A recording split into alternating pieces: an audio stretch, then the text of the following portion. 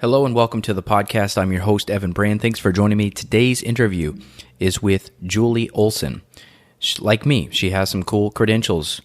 Board certified in holistic nutrition, certified functional medicine practitioner, and she is doing a summit, which I'm honored to be part of. I love doing these speaking gigs because you'll see 50 to 100,000 people show up at these events. It's a virtual event where we'll be talking all about hair loss. My talk specifically is on gut issues.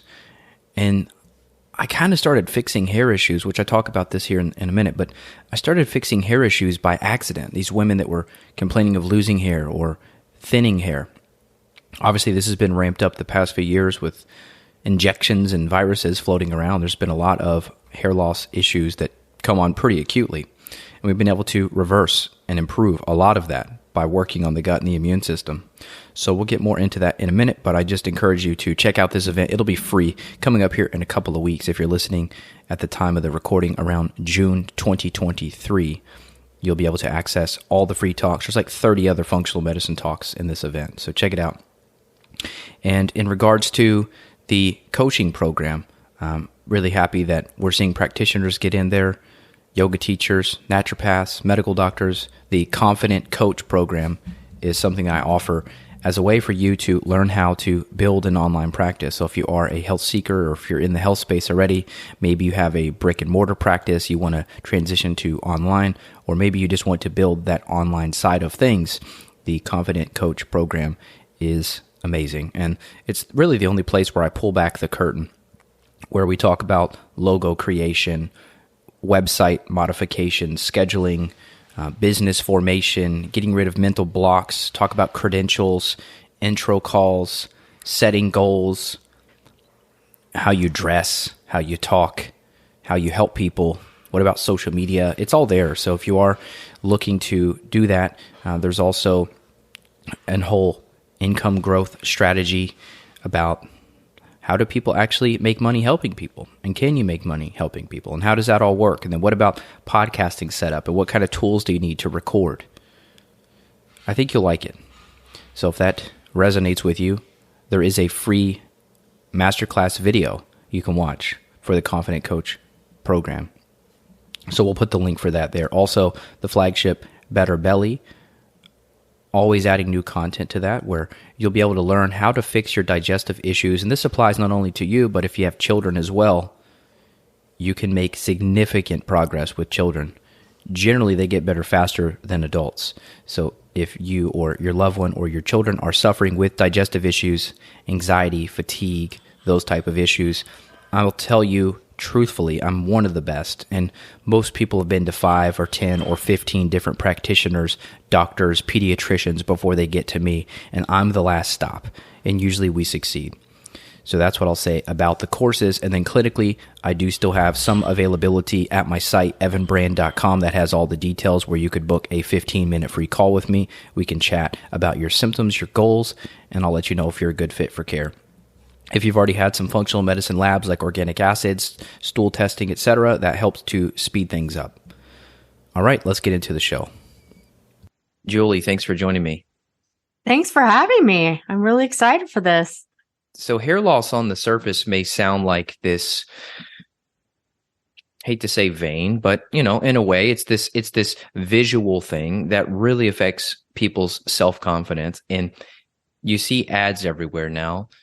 Even men, like I don't remember men obsessing about hair like they are now. Like guys in their teens and 20s and 30s and 40s, like hair is like an obsession now for even men, where there's a million freaking products like beard oil this and thickener that and thickening shampoo and thickening conditioner. And then you and I were talking before we hit record, the Nutrafol supplement got really popular, and then they got bought out by a big old corporation, like how it usually goes. And it's this kind of weird industry where people want the magic pill and they don't necessarily even think about or want to care about a root cause to it. But over time, I've never marketed myself in the hair loss niche as like a hair loss expert, and I don't claim to be a hair loss expert. But what I have seen working with people clinically is that a lot of these issues that you and I are going to get geeky on today, these issues really affect hair. And I've seen massive changes. Primarily, it's from the hairdressers, right? The hairdressers then tell the female clients I'm working with, hey, you've got all this new growth or this is happening. And then they report it back to me. I'm like, well, that's cool. I wasn't trying to work on your hair. I'm just fixing root cause stuff here that's screwing up your hormones, screwing up your gut, screwing up your brain, screwing up your absorption of nutrients. So cool. Now I know I'm onto something, but what's your do you have like a pie chart, if you will, in your head that you found clinically for issues in the hair loss department? Like, is it half gut? Is it half toxins? Like, break it down in terms of your experience. Sure. So there's over 50 causes, but I did put them into 4 functional categories, functional root categories per se, of inflammatory, hormonal, digestive, and stress induced. And of course, there's overlap there. And then to wind it back, I think hair loss is just becoming a lot more prevalent because just in 2020, here in the United States, 80 million people had hair loss. And then you throw in the COVID shed. Oh, yeah. And I think it's just because of the stress and people's lifestyle, especially in America, is catching up with us. And as was the case for me, I didn't pay attention to my health. I was actually putting blinders on my health until my hair started falling out and I had quote unquote alopecia. It was back before I got into nutrition and this industry, but it's a wake up call. It's not a disease, but it can also be an opportunity to finally, like I did, figure out what the heck is wrong and peel back the layers to get to the root causes. Now you did air quotes. So you're saying you got the diagnosis of alopecia, but you don't think it was truly alopecia, because alopecia is supposedly autoimmune. Is that right? That's a really great question. Alopecia is any type of hair loss. There's different types of alopecia that are autoimmune, like alopecia areata, which became quite famous when the slap heard around the world with at the Oscars. Oh, yeah. So Will Smith's wife, that would be alopecia, the autoimmune version of it. Right, the areata. And then there's alopecia universalis. That's you lose hair throughout your entire body. Alopecia, that's how it's pronounced. I always mispronounce it. Alopecia totalis, that's where you just lose hair on your head. But I think I am really excited about this conversation. And another reason I'm so passionate about it is because when I started specializing in hair loss, because I've been doing this 11 years and I didn't specialize in it till the last couple of years because I noticed a lot of the women that came to me, they were a hot mess like I was, but their chief complaint was the hair loss, and they were on medications for hair loss and everything, and it wasn't working. What does that look like, the medications? Oh gosh, most women were put on spironolactone. Mm-hmm. Yeah. Okay. Or Rogaine. Yeah. Some topicals. The spironolactone, that is a blood pressure medication, also used to treat fluid retention, and then also it treats aldosterone. So I wonder what the mechanism is there, why they're using that for hair loss. They're thinking it's going to work on hormones or what? Yeah, they think it will help reduce what they think is elevated DHT, but they're not even testing these women. They're just throwing them on it. Yeah, they're throwing them on meds or, and also another common practice is, oh, it's not a big deal. Oh, let's put you on some antidepressants. Why would they do that? Because they think that women are so anxious about their hair loss, and a lot of them are. Okay, yeah, you mentioned the minoxidil too. I see a lot of guys doing that now, and they'll do the topical minoxidil, right? Mm-hmm. And then the finasteride, that's also topical? Finasteride can be topical or it can be oral. And finasteride is used mostly for men, but with all these medications, so finasteride, they've had studies where it takes away men's libido. And even if they get off of it, they still can't get an erection per se. And it's a mess. So again, so now I look sexy because I have this head of hair and then I can't get an erection. That sounds fun. Right. So, and none of these get to the root cause, right? And we know, Evan, root causes are plentiful for hair loss. Let's beat up on the pharmaceuticals for a couple more minutes and then let's hit the root cause. Because I've seen men clinically that are coming to me now and they're saying that exact thing. They're saying like everything was fine until I started on Hims or Keeps or whatever. There's a few like popular at-home brands, like go online, order your drugs and start them. And these dudes are having all kind of problems like urinary bladder type issues, blood pressure, skin, sleep, mood changes, erectile problems. And it all starts after they start using these hair loss medications. So I would just say this is like a shout out to those people. Hey, before you go that route, I know you may be freaking out, but you really need to slow down for a second and let us talk to you, because if we can get some proper data, some proper clinical information, I think we can put a big dent in this thing. I also want to get into what you know about like hair transplants, because I know a lot of celebrities do those also. So I want to ask you about that also, what you know about it. But yeah, let's hit the root. So you said it was inflammatory, hormonal, digestive. Digestive. And stress induced. Yeah, that makes sense. So I had a friend he was in his 50s and he was a hunting buddy of mine, and he had great hair, brown hair, and then went through a divorce. And the next season I saw him, he was totally gray. And I was like, my God, that is real. Like stress induced gray hair. I didn't think that was real, And so then next season I saw him again and his hair was back to brown. I don't know if you believe this or not, but his hair was brown again. Oh, I've heard those stories. And then also there's stories where identical twins that, don't live together, grew up in different countries per se. One ends up bald, the other a full head of hair. And this guy didn't color his hair, by the way, just to be clear. Yeah. He didn't color it. It just went back to brown because like his divorce was settled and I guess his stress came down. I didn't know that was possible. What do you know about, I know this is primarily hair loss, but people freak out about graying too. Do you know anything about gray hair? Sure. So it's interesting, but essential fatty acids are needed for hair color, and a deficiency can cause lightening of hair color. Okay. So do you think you're getting enough if you're doing pastured meats, or are you talking adding supplemental omegas in, or what are you talking? Well, I agree with you. First, starting out with some like good, organ meats, and start with food,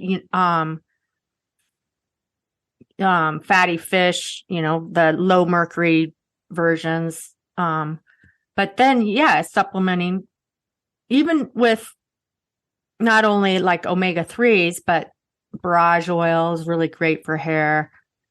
Is that how you call it? Borage? I've always called it borage oil. Maybe it is borage oil. Okay.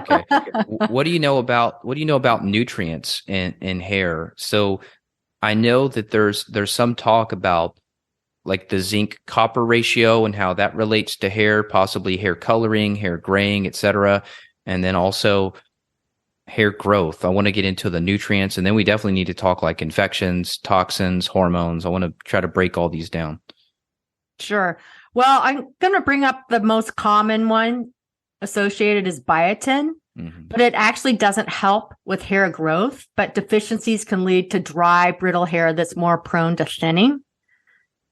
Interesting. So to clarify, every hair supplement on the market has biotin in it. You're saying that's not actually helping with the growth. Correct. That's just maintaining it. I have seen, I was going to try to pull up I had one thing bookmarked on biotin and hair loss, one PubMed paper, and it said, there are resources out there that say it does help with growth, but I've done a ton of research, and my conclusion is that it just is your hair becomes more brittle and prone to thinning instead of growth. Yeah, it seems like there was like a study on it where it looked at all these other studies on it, and it kind of seems like maybe it helps a little bit with your nails. Like you said, maybe it helps reduce inflammation in the hair follicle a little bit. Right. Okay. Okay. So what else can you tell us about nutrients in hair? Well, it's not per se a nutrient, but it's a protein. I mean, our hair is made mostly of protein. Therefore, we need absorption of it. And we talked a little before about vegans and vegetarians. I mean, they're really prone to hair thinning and hair loss because they're not getting those branched chain amino acids, the necessary protein that you can only get from animal protein. It's really, really important for hair maintenance, hair growth. I mean, they call it keratin, and that's our hair is mostly this keratin. I've seen some vegans that look like they have decent hair, but I've never like got in their shower to see how much they're losing. Do you think they're losing more hair than a meat eater? I don't know how they can maintain their hair. I mean, that's unless they're supplementing. Yeah, you're thinking if they're taking like a hair or they're doing amino acids, you mean like maybe they're doing collagen or something else. Mm-hmm. Okay. Or like, I mean, I think you have a organ meat supplement. That's great. So a liver has organ meats per se, have all the nutrients for healthy hair. You know, vitamin D, vitamin A, iron, essential fatty acids, selenium. I tell you, like my vitamin E, nails. manganese. Yeah. I mean, I've been on organs for maybe a couple of years. My hair and nails still go crazy. Yeah, mine do too. I'm big into eating organ meats and protein, but there's also a spice out there called pluck that's made of organ meats. That's interesting. Yeah. Pluck spice. I'm gonna look it up. Yeah. That's interesting. Oh, I see. That's funny. So you could just use it as a seasoning. Uh-huh. Yeah, and it's got like paprika and stuff in it. How'd you find that? That's funny. He's a friend of mine. He's on my summit too. He's a celebrity chef. Oh, okay. Created it. It's his wife's a nutritionist. but I'm sure it's good quality. $20 for a little. What's a bag though? That might be a pretty. I might need to check this guy out. Yeah. Let me know. I can introduce you. That's cool because I've got. So we've experimented with it. We just haven't like fully mass produced it yet. But we've got a powdered organ. But there's no flavoring or anything in it. But it's just instead of the capsules, it's just a jug of organs. Yeah, it's freeze dried. Right. So he took something like that and then put it in with some spices. That's neat. That's really cool. I mean, that's great for the kids too. Because I see hair issues in kids, believe it or not. I mean, you would think they're immune because they're so young. You would think that, they would not have issues. But I mean, I have clients that are complaining of their young children having hair issues. I mean, as you know, I'm sure you've looked at this on paper. The most toxic people on planet Earth I've seen are age 10 or below. They've got more mold than their mom, more pesticides than their parents. They've got tons of dysbiosis. Are you seeing anything with kids in hair issues, or are you primarily focused on like 40 and up? Yeah, I'm primarily focused on women. I see younger women coming in with alopecia, and alopecia starts out, you get like a bald spot, like a circle, starts out like the size of a quarter, and then it just grows. On your head, obviously, right? Yes. Okay. But going back to that, it really does all start in the gut. And I have a peer-reviewed published abstract with 4 studies on there. And 3 of the subjects have alopecia, 2 have alopecia universalis. And there's before and after pictures. And they did what I call gut reset. But guess what it is? Let me guess. Herbal antimicrobials.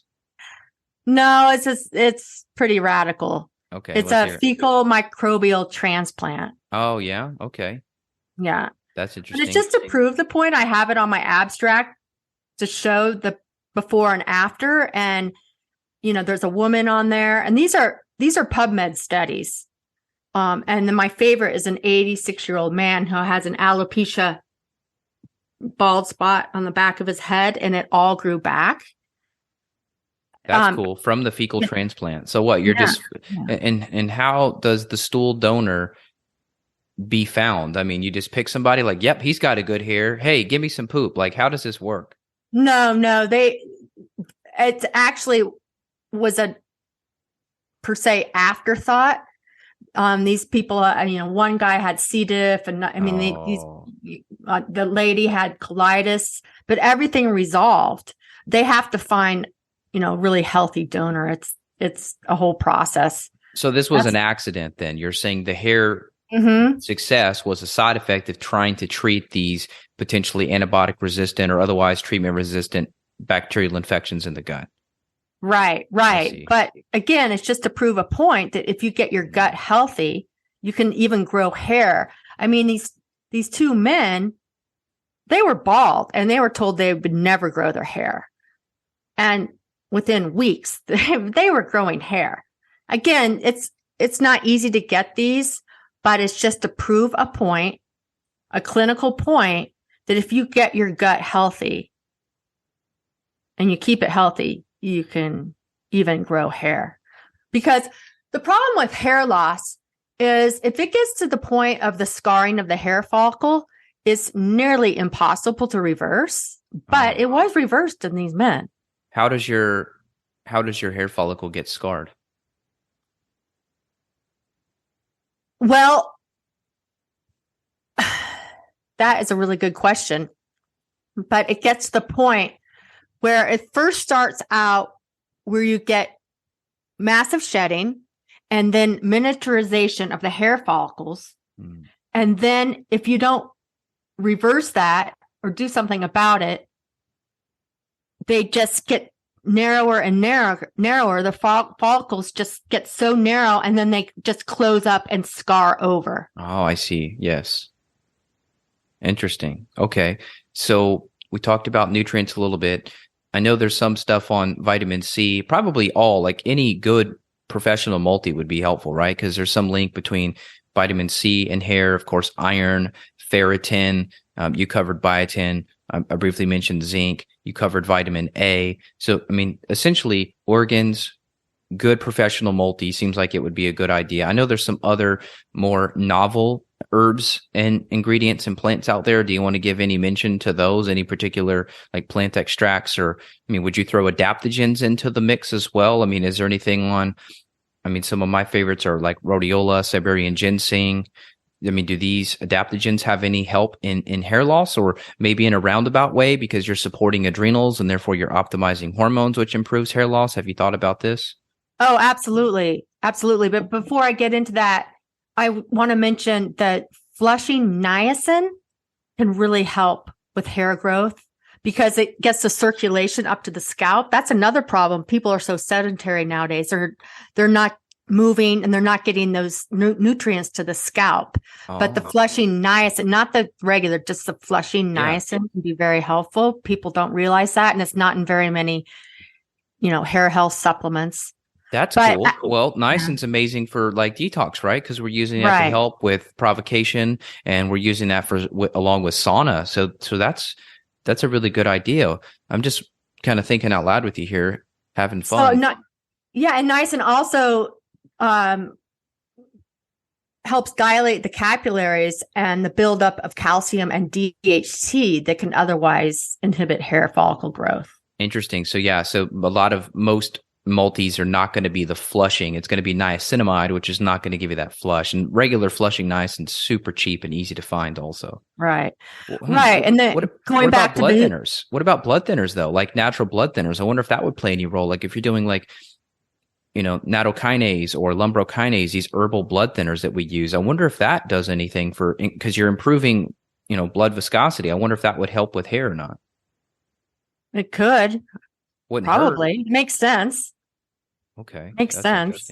And then iron, you can either have a deficiency or a surplus, because either too little or too much affects the normal cycle of hair growth and can lead to excessive hair shedding.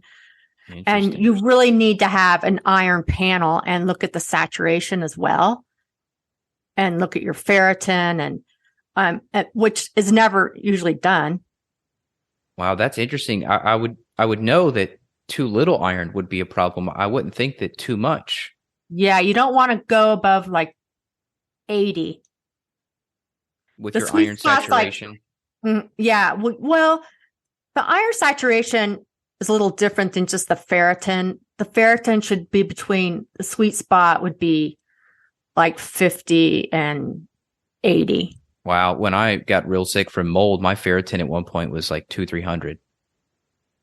I don't remember any hair loss from it. I think I caught it relatively quick, donated some blood, treated myself for mold, and my ferritin's back in normal range now. But my ferritin went sky high when I was dealing with mold. So that was interesting. Yeah, I became anemic when I Did you?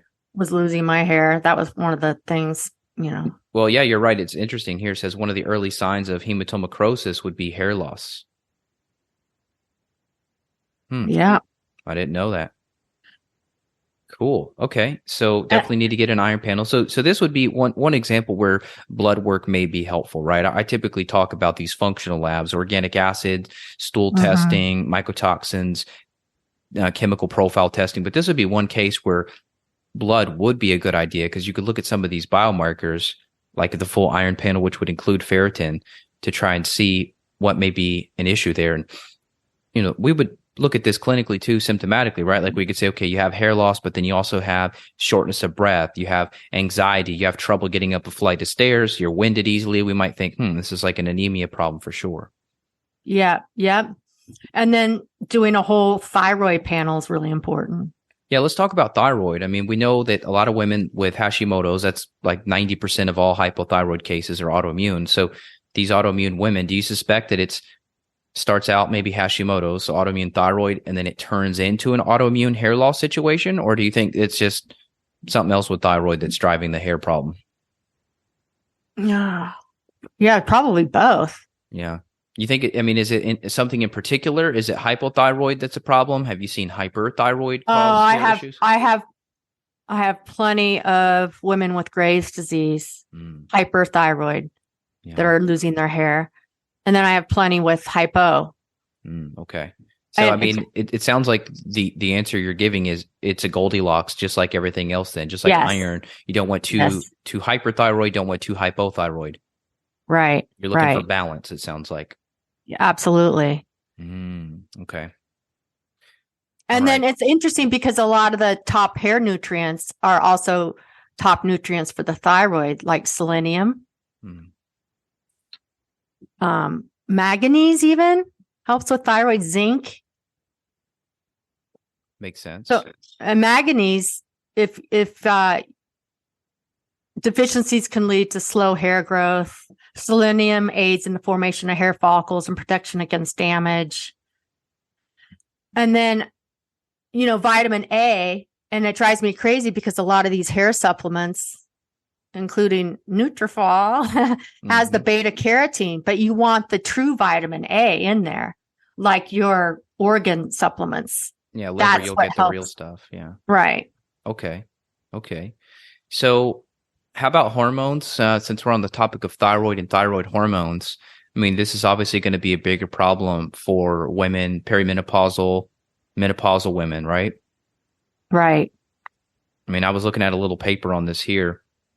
It's kind of also with menopausal women, right? Oh, that's a great graph. But the thing is, they're also losing estrogen and progesterone, which you need for hair growth. Yeah, that's what I was trying to read and figure out here. And this was just a paper that was talking about the role of nutraceuticals in breast cancer patients to prevent hair loss caused by endocrine therapy. So, that's kind of like a really, really geeky specific paper, but it was talking about pregnancy, how increased number of hair follicles are maintained in anagen, resulting in denser hair. And then postpartum, they enter the telogen at the same time, causing temporary hair thinning. And then also it went into low menopausal estrogen levels and how that's causing a diffuse thinning of scalp hair in women, along with changes in growth, diameter, and pigmentation. So it sounds like menopause, not only are you going to see the thinning because of the hormonal change, but you'll also see the pigment go away. Right, right. So that's interesting. Yeah, I mean, I don't fully know the full cycle of this. So for folks listening, we're looking at a picture here of follicle and where hair is coming from. I don't know a ton about this. Can you break down the whole process of this, like where things are going wrong, or in the case of menopause, where are things being affected? It's the lack of hormones are stopping this, or what the heck's happening? Right. Well, antigen, there's three main phases of hair loss or hair growth, as you can see here. And antigen and catagen are the growing phases, whereas telogen is more of the resting phase.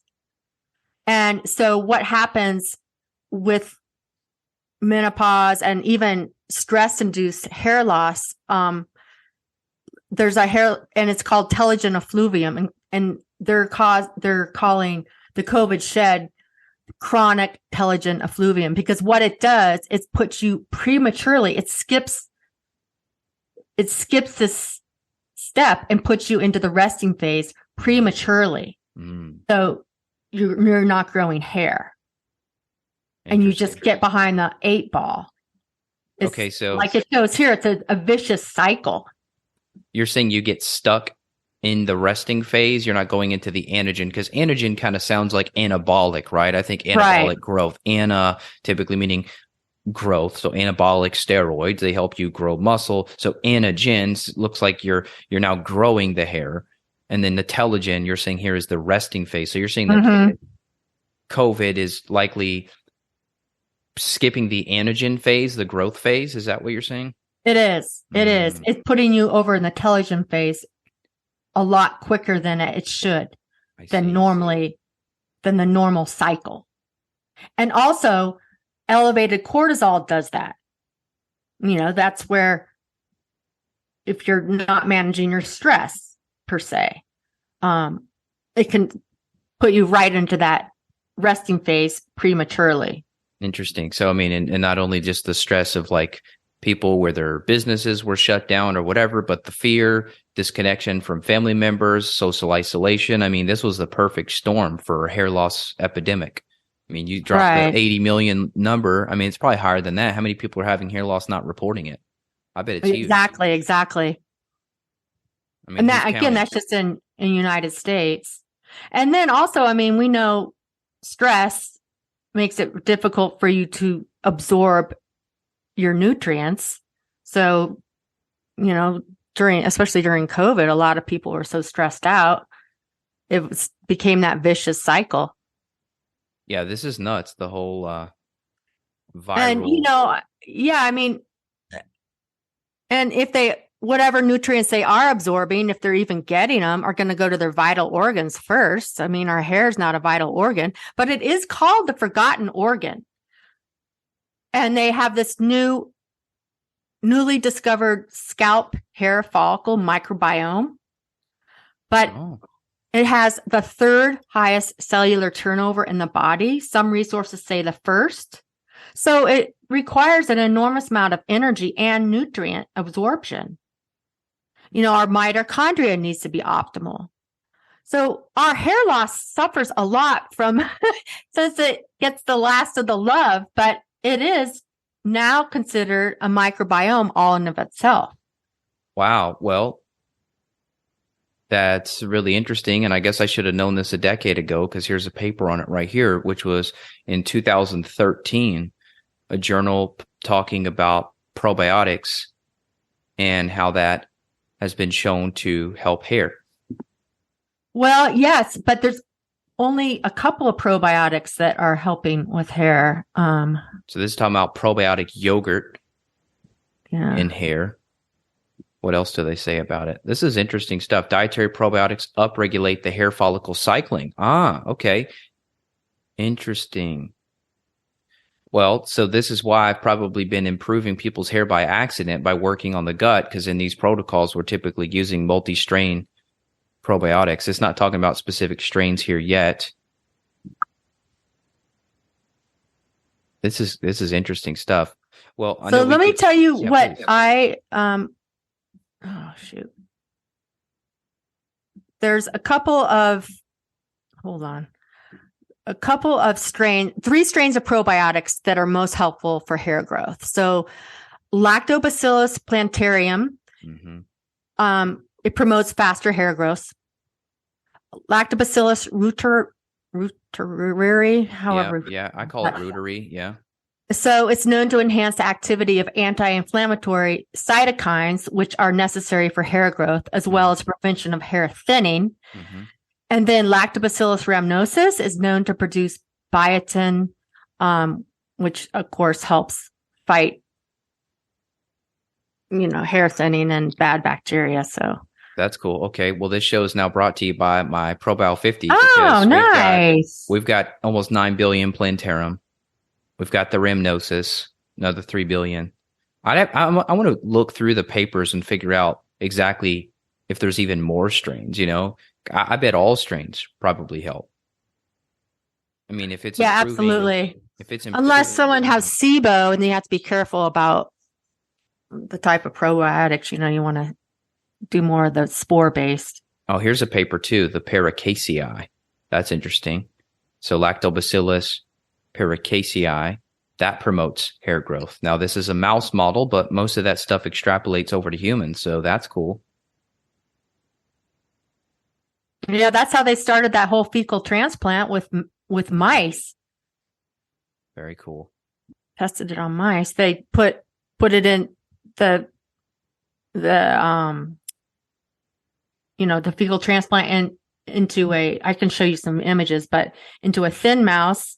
They put the poop of the fat mouse into the thin mouse. The thin mouse got fat, and vice versa. The obese mouse got thin. I remember this. Yeah, that's totally interesting. Yeah. So with COVID, I mean, I can't say like, hey, after someone received ivermectin, all of a sudden their hair started to grow, but it's improved every other quote long symptom of it. So like the fatigue, shortness of breath, physical exertion issues, brain fog, that sort of thing. So I would assume that may help too. I mean, anything you're doing to get that damaging spike protein out of your body seems like a good idea to me. Absolutely. Definitely plays a role in hair loss. Okay. Can we talk about some of the more modern or more like expensive, fancy technologies for hair? Like we've talked about the gut, we've talked about dysbiosis, probiotics, infections, toxins, like deficiencies. But then you get into like this paper that was on like COVID and hair loss. It was looking at, well, what can PRP do? And then also low-level light therapy, and then stem cells, microneedling. That's on the list too. Can we talk about those? Because there's several different, like, quote, I don't know what you call them. Do you call them alternative regenerative therapies? Sure, they can help, but it doesn't get to the root cause. Yeah. You see dudes in their 20s now on like social media videos, like microneedling their head, like rolling these little needle wheels on their head. And I'm like, yeah, but like, are you going to eat Doritos after that video? Like, yeah, so, exactly. That's why hair transplants usually don't take, because people are not healthy. They work for a little while, but then they fall out. Really? I didn't think about that. So I need to look that up, like hair transplant failure rate. Wow. The chances of a hair transplant failing are 43%, according to an ISHRS study, whatever that company is. Sounds legit. It's just, that's why I just really encourage people to look at this naturally before they spend so much money going through a painful, pricey procedure that normally doesn't work. Well, I don't know who they are. Are they surgeons doing that? Like, who's doing that? Nurse practitioners, or I know it's really popular. Yeah, there's different organizations. I mean, some dermatologists do it. Okay. You have to be some sort of doctor to do it. Yeah, I've seen like maybe nurse practitioners. A lot of celebrities are doing it, but maybe they're like on point with like nutrition and supplementation and personal trainers and yada yada. Maybe that's how they're able to keep it. I didn't think about it failing though. I I never thought that would happen, but that makes sense. Yeah. Do you want me to show you a before and after picture of this young, he's like 14. He was Yeah, share bald it. and then he went on a gluten-free diet and he grew back all his hair. Here you go. Here's a paper on it. On Wow, celiac disease. 1995. That's an old Yeah. paper. How cool is that? Yeah. Okay, so people listening on audio, so on the left, this dude's totally bald. And then on the right, a year after gluten-free diet, he's got a Yep. full head of hair. Yeah. Wow, incredible. So are we assuming that was some sort of autoimmune condition then? Like he had celiac disease. Mm-hmm. Oh, okay. Interesting. So he had celiac and then he also had the alopecia areata, or that's the autoimmune one. Okay, interesting. Yeah. So wow. it goes back to diet. And I have another one before and after. This gentleman had H. pylori and then he got rid of it. I believe that. I'm a huge fan of talking about H. pylori. It caused a lot of issues for me: anxiety, weight loss, depression. I don't remember any issue with my hair at the time, but it totally makes sense, right? Because the mechanism of H. pylori is reducing stomach acid, which is reducing nutrient absorption. And then that leads to a whole host of other infections. So I would definitely agree with you that H. pylori, I mean, that'd be one of the top 5 things I would be looking for. Yeah, that was part of my problem too when I lost my hair. I had H. You had H. pylori. pylori, did you? Mm-hmm. Your hair looks good now. Well, what are you doing now? Or you're just doing like healthy lifestyle. You are doing some supplementation, but do you feel like you're in a good place, or are you constantly working at it? I'm in a good place. Like when you wake up in the morning, at it. Do you look in the mirror and you're like, nope, not good enough, I need to keep going? Or are you happy with where your hair is? I'm fine. I mean, I've always had thin hair, but at least it's not falling out like crazy anymore. I mean, it was bad. Still trying to find this study for you. Yeah, I found like a before and after side by side of all these celebrities, like LeBron James, Chris Brown, Bradley Cooper, Adam, is it Levine, the Maroon 5 guy, Ben Affleck. They have all these, Matt Damon. There's all these before and after photos. This is like a surgeon who wrote up this article on all the different celebrities that have had hair transplants. Oh, wow. Gordon Ramsay. Okay, I found it. Can I share? Yeah, go for it. Okay. I see the celiac guy still. Okay, so here's a guy that this was published in 2011 before getting rid of his H. pylori. Here he's huge bald spot. Whoa. Even grow a beard. Boom.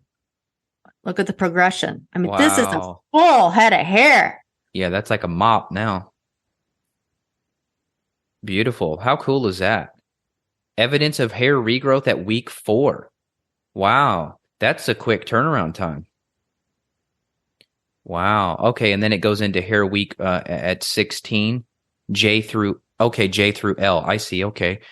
Interesting. So yeah, even by 4 months post H. pylori eradication. So that sounds more accurate. 4 weeks sounded quick. That was D through F. Okay. So tiny progression in D there. But then by the time you're down to M, that's probably 5-6 months later. Yeah. That sounds about right timeline wise. That's incredible. Think about how many people are walking around with H. pylori. It's estimated 51% of the population has it. So that's remarkable. And they just make it worse. Taking all those like all the drugs. Yeah. The hair drugs, you mean? Yeah. No, they make it worse with H. pylori. They don't know they have it, so they take those proton pump inhibitors and make it worse. Oh yeah, the nutrient absorption, you mean? Mm-hmm. Yeah. Wow. Yeah, Sylvester Stallone got a hair transplant. John Travolta, Elton John, Tom Hanks. Well, let's look at John Travolta. He's completely bald now. So is he? Oh my God. Didn't work too well, did it? Apparently Matthew McConaughey got one. Kevin Costner, Sean Penn, Nicolas Cage, Steve Carell. I don't know how accurate this article is, folks, so don't hate me for it. Tom Brady, apparently. David Beckham. Interesting. Wow. So who was it that you were saying is totally bald now? John Travolta. Is he? Hmm. Oh, wow. See if I can find a recent photo of the guy. Oh, yeah, he's bald as all get out now. Oh, man, poor guy. Didn't work, huh? Well, maybe he's got H. pylori.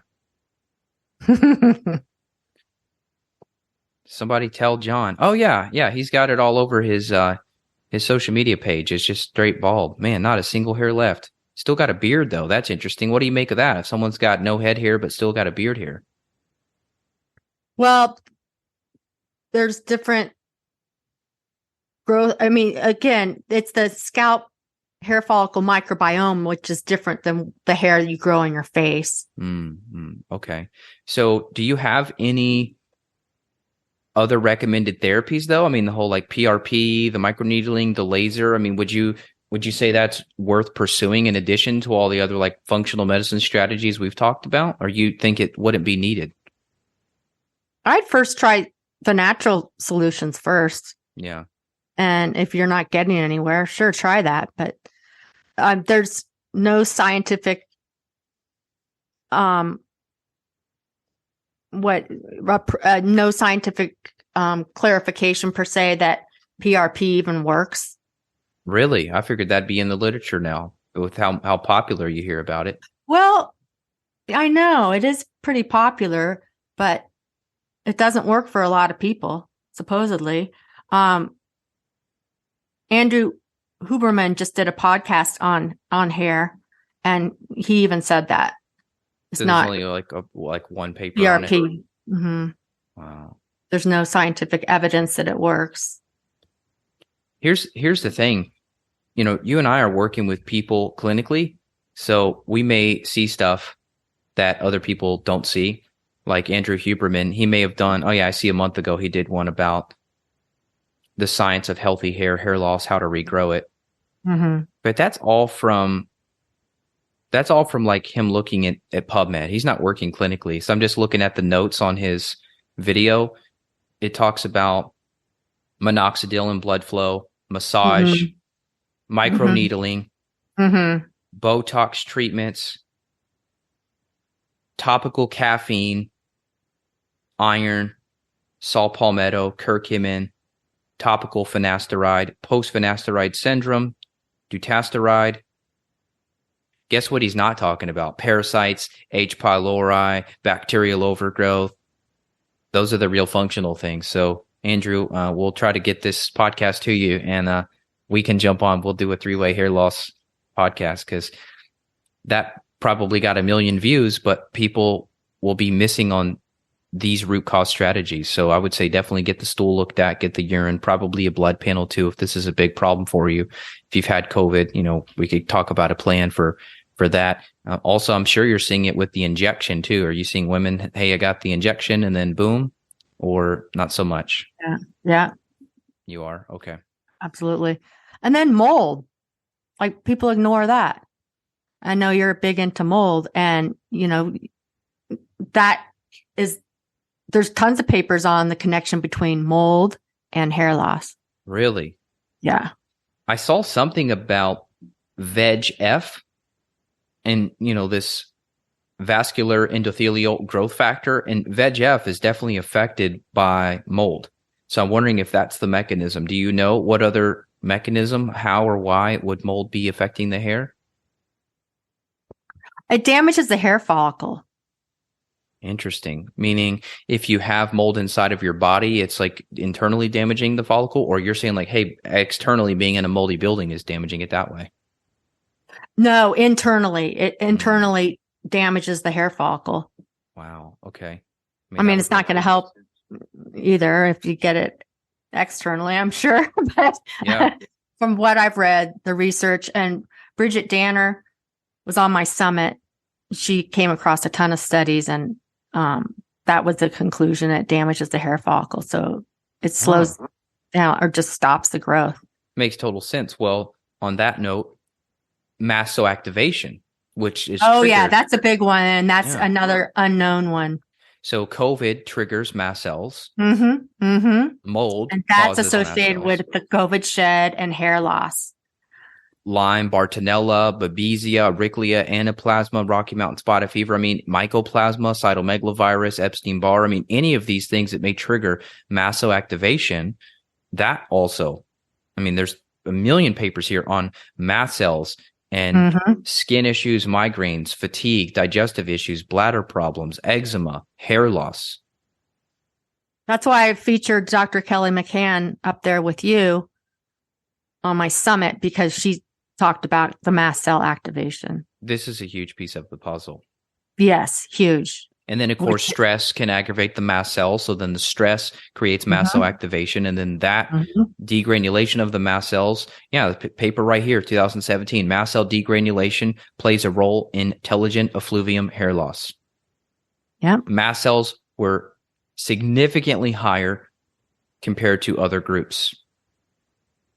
God, I think mast cell is the biggest root of this thing. I mean, if you and I were to try to like summarize it and put it all into one big thing, well, what's inflammatory? You know, that's mast cell activation. You're releasing inflammatory cytokines, right? Infections affecting mast cells, toxins affecting mast cells, hormone issues affecting mast cells. Because like when you don't have enough progesterone, you know, progesterone helps calm the mast cells down. So if you're going perimenopausal, menopausal, you and I touched on that briefly.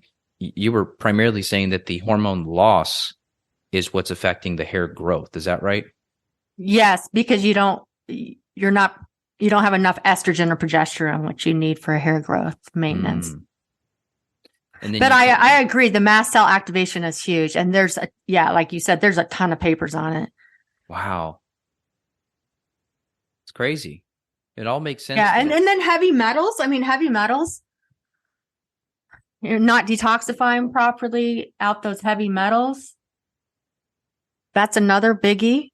I like looking at those old time photos of like Native Americans, like these Native American chiefs sitting up on a horse. Their hair was beautiful. Yeah. Thick and lush.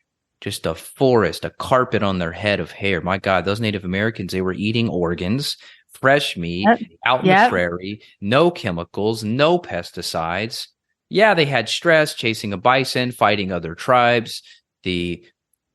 White Americans trying to settle and steal their land. I mean, yeah, there was certainly stress, but man, that more primitive life, I know it wasn't all glorious but still. Yeah, there's studies on native tribes across the world who have beautiful hair, and then they move to America. They lose it. No joke. Well, same as like Dr. Weston A. Price's papers, right? All the stuff on teeth. I mean, I'm sure it's the same. He didn't talk about hair in that book, The Nutrition and Physical Degeneration, but he certainly talked about stature and bones and dental palates and how beautiful their teeth were. So it makes perfect sense. Wow. Yeah, I mean, I've never seen a picture of a bald Native American. Have you? No. I mean, think about that. No. And then also rates of baldness are going up in China, especially with the college age students, which they never before had that problem. There's studies on that too, papers. Well, you know that in China, I mean, the eye issues, vision issues are like massive. Yeah, I can see why. Why are you thinking China? Just like hair pollution? All the they're just eating more of the horrible diet too, and the stress. And they're just getting their hormones out of whack. They're having systemic inflammation. They're probably not either getting or absorbing the nutrients. So it's a big vicious cycle. I don't know if this is totally true, but when I typed in like Native American hair loss, supposedly Native American used yucca. Do you pronounce it yucca? Yucca? They used the yucca plant. Yucca plant. Supposedly that was used by several Native American tribes to encourage hair growth. I don't know if they were really doing it for that. Like, hey, we need to do this for our hair. I doubt it was thought like that, but maybe so. Wish we could go back and talk to them. But the Native Americans, their long hair was to represent power and physical strength. And I mean, it was attractive. I mean, these guys would have these huge braids, right? Yeah. Wow. Yeah. there's a long history of hair and just its power. And even the monks, they shave off all their hair because it's considered a prized possession, and you're not supposed to have any possessions as a monk. I guess that's an easy way to explain it. Okay, that makes sense. Wow. Yeah, it is kind of a thing of pride, isn't it, to have hair? I guess that's why people become so self-conscious about it too, because right. They call it the crown of glory. I mean, especially for women. Yeah. And women can cover it up easier, especially if they, starting with the bald spots under, they can do hair extensions and can more easily wear some nice wigs and, scarves and so forth. But it's also really difficult for women to talk about it. It's been in the closet, and the National Hair Loss Association has now recognized that, because women are feeling like I did when I had massive hair loss. I went to numerous practitioners and they just basically dismissed me. Yeah. So the American Hair Loss Association has now recognized that the conventional, medical community and society as a whole has not been addressing this, and that they have initiatives now to make it more public and just an open discussion so that it can be addressed appropriately instead of just dismissing it. Well, that's like autism and everything else, right? Everything else has skyrocketed. So we haven't even had time to fully recognize it, just like the underground circles will talk about it and see these things that are obviously huge epidemics, but the problem's got to get bad enough for the mainstream to really acknowledge it. It seems like. Yeah. I've seen like thickening shampoos and stuff. I got to run in a minute, but I want to ask you about this real quick. Then we'll end it. Like thickening shampoos, thickening conditioners, those kind of like topical hair products. I don't see how it could do anything. I mean, I look at the plants in them. They look good. They're natural products, but I mean, it's sitting on your hair for what, 30 seconds to maybe a couple of minutes. You're going to sit with the thickening shampoo in your hair. Like, is that really going to do anything? I don't think so. It's topical. How would it? It's not getting into the follicle, right? It's not helping the internal piece. I mean, I don't see how something like on the surface of the hair would really do magic. How would it thicken it? I have no idea. I think it's just a marketing claim. So, Evan, there's about 10 major hair product companies that are in major lawsuits right now for causing hair loss. And Unilever is one of them. They're in a lawsuit for what? Their products causing hair loss. Oh, okay. Interesting. Johnson and Johnson, all Diva of Curl. our best friends, all these good guys, right? Yeah. So, and they have these huge budgets so they can cover it up, but you can even Google. Yeah, I found it right here. There was a $10 million Unilever hair loss settlement. There was another one. Unilever faces class action lawsuit over formaldehyde. Tresemme, which is a Unilever, I assume. Something about their shampoo is a problem. Yeah. I mean, duh, right? This stuff is garbage. Everybody. That's why I'm also on a mission just to help people at least try and uncover root causes and natural approaches instead of being brainwashed by the billion-dollar hair industry. Because look what they're doing.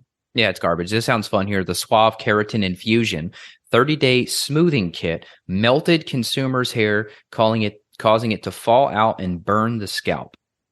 Yeah, and hair straighteners now they're finding cause cancer, especially ovarian. Some women have been using hair straighteners for years. Now there's all these studies coming up that they're causing cancer. Probably the non-stick chemicals in them, or I think that's what it is. I see here. Study finds possible link between hair straightening and uterine cancer. This is actually from American Cancer Society. That's interesting. Huh. Wonder how, though. Why?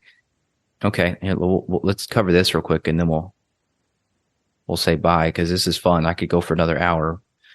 So after an average of nearly 11 years of follow-up, women who had reported using hair straightening products were almost twice as likely to have developed uterine cancer. Women who had reported use of straighteners. Now we're talking just a little thing you plug in, and it's got these little flat bars on it, and you do your hair. That's what we're talking about. Or we're talking chemical sprays, like hair detangler. Like what are we talking about? I think it's the straighteners, like the first one you described, that especially the African American women use on a regular basis. These hair straightening devices.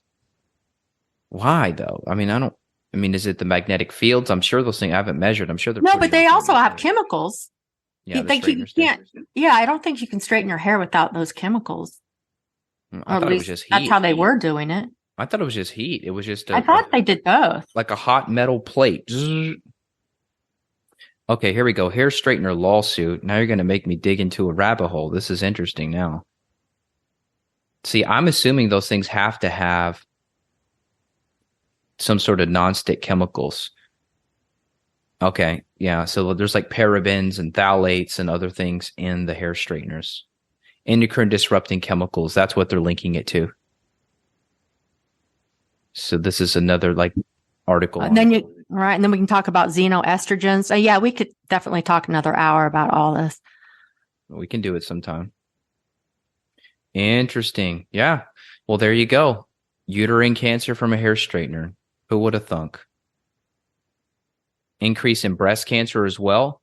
NIH study. Now, these are chemical hair straighteners, okay? So I don't know if this is apples to apples. Okay. But they're calling it chemical hair straightener. 30% increased risk of breast cancer in women who use these hair straighteners every 5 to 8 weeks. This is why it's good to be like primal. Live a primal lifestyle. Try to be all natural. It's not worth it, ladies. Yeah, and it's not worth trying to do hair transplants or lasers or any of those other things before you first explore the root causes, because our body wants to heal. Our body wants to grow our hair. Amen. But if we don't address these imbalances, then you don't have a chance. This is true. Well, we're doing this literally just in time. The timing of this podcast couldn't be more perfect. I'm a speaker, and we talk about gut and have a lot of fun. So your event is called Healthy Body, Healthy Hair. And, the truth about hair loss. Yep. Yeah, this will be fun. So if you're listening in the future, usually the way these summits work, if you missed it, you may be able to get like a 7-day free listenership, or you may be able to purchase it if you miss the free window. But the free window, June 12th to June 18th. 2023. So June 12th to the 18th, get in there. A lot of my friends are on here too. This looks great. So I'm really pumped about this. This is awesome. So we'll definitely put a link to it in the show notes. I'll also do another little pitch for it in the intro in case people didn't make it to the end of this interview. I want them to hear it and see this, but this is great. So I'm really pumped that you did this. I think this is an important topic. So good job, Julie. Thank you. And thank you for having me today. I could talk to you forever. I've been a big fan of yours for years. So thank you. Thank you. Really happy to be here. The pleasure is mine. So we'll send people to that, and then they can also check out your website, which is just julieolson.com. Is that right? That's the easiest way to get to it. Okay, cool. Yeah. All right. Well, you guys look in your podcast app if you want to learn about hair, which you should, because you probably want to keep it. Then check out the link and you'll be able to learn way more than what we covered today, more functional strategies. There's stuff here about nutrient deficiencies, PCOS, adrenals, postpartum. This is cool. So lymph. Yeah, there's tons of stuff. Definitely a whole skew of things to explore if you're suffering from hair loss or if you just want to keep the hair you have. Heck yeah. All right. Well, hey, thanks for your time. This was fun. I'm glad we got to just like take our time. This wasn't like scripted. We just kind of had fun and poked at some studies. This was great. So I enjoyed it. Thanks for your time. Thank you so much, Evan. All right, Julie. I'll see you. Bye-bye. Okay. Bye-bye. Hope you enjoyed that. As I mentioned in the beginning, check out the summit. I think you'll enjoy it. We said it at the end too, but there's a link. It's free. I'm not doing it to get a kickback. It's just I want you to listen and enjoy the content about hair. So if that is an issue for you, you should probably take advantage of the free information during that free window. If you want to build or grow your practice, if you are a health coach or someone in the health space, the Confident Coach program. We'll put the link in the show notes for the masterclass. That's like a free video where you'll be able to see me talk about this stuff, and then I'll give you the opportunity to enroll into the course. We've had incredible success. Actually, one of my favorite clients, a medical doctor who he's been in a physical brick and mortar practice for 30 years. And this guy now is going 100% online. He's loving it. He's downsized. He's reduced his staff. His life is so much better, so much less stress. So it's just fun to be able to help transform lives like that. If you need help clinically, evanbrand.com has everything you need. And then auraroots.com, you'll see the link on my Evan Brand site up in the corner there, Aura Store. That is my professional supplement company as we're getting into heat and humidity in the United States and other places. Unless you're in Australia, I guess you're heading into cooler time, but all of us in the Northern Hemisphere, you probably need some electrolytes. I mean, if you have mold toxicity, if you have Lyme, if you have other issues that are creating mineral and nutrient imbalances, you really should try and supplement some electrolytes. My Hydration Essentials are a bestseller. We've got close to 2 grams of vitamin C in there, ribose, we have taurine, other flavonoids, and electrolytes. On a hot day, get you some filtered water so you have filtered ice, and you throw a scoop of that in with some clean water, spring water, something like that. Wow, phenomenal. You'll feel it go right into your arms, like, oh, it just hits your bicep. Your body's like, yes, please. So that is the Hydration Essentials. You can check it out, and I think you'll love it. Take good care. We'll talk soon.